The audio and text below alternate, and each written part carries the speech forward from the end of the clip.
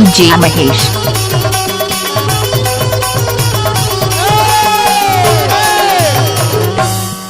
भैया हाँ भैया कोनो कथे मुर्गी मुर्गी कोनो कथे भैया भैया चल सहडोल वाला के मैंने प्यार किया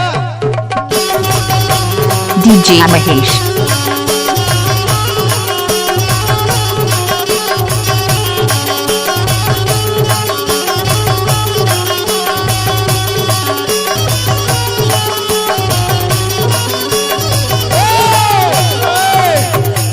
चोर चोर कोनो कथा भाग भाग कोनो कथा चोर चोर कोनो कथा भाग भाग और देख थिएटरवा के दिख रहे हैं ना DJ Mahesh.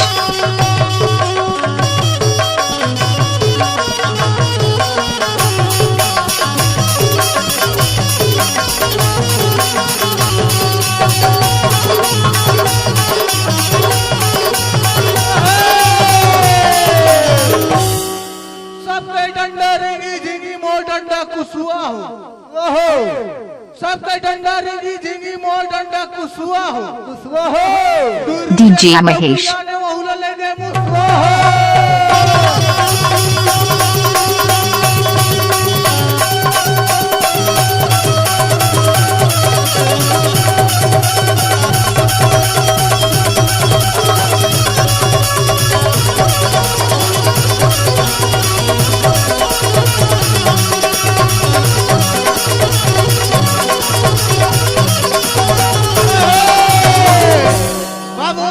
DJ Mahesh.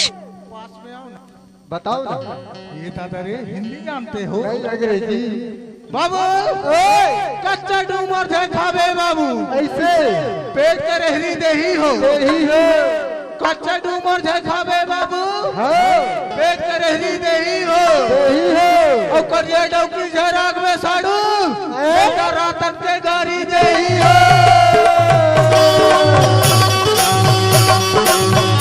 DJ Mahesh.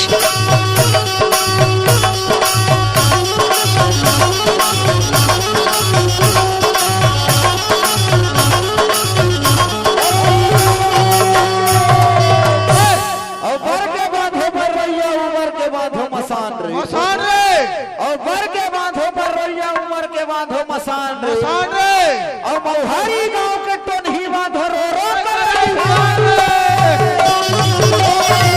DJ Mahesh.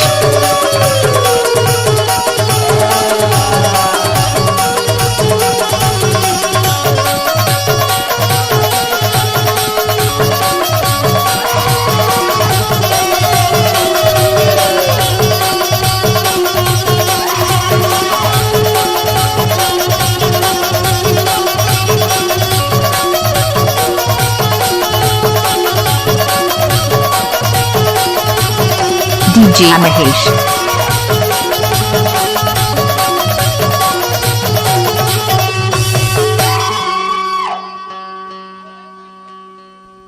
दादा का हो गया कोनस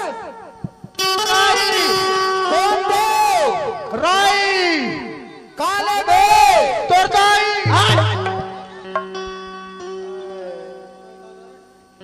चढ़वर गया रे साहब है DJ Mahesh. क्या बता हाँ बता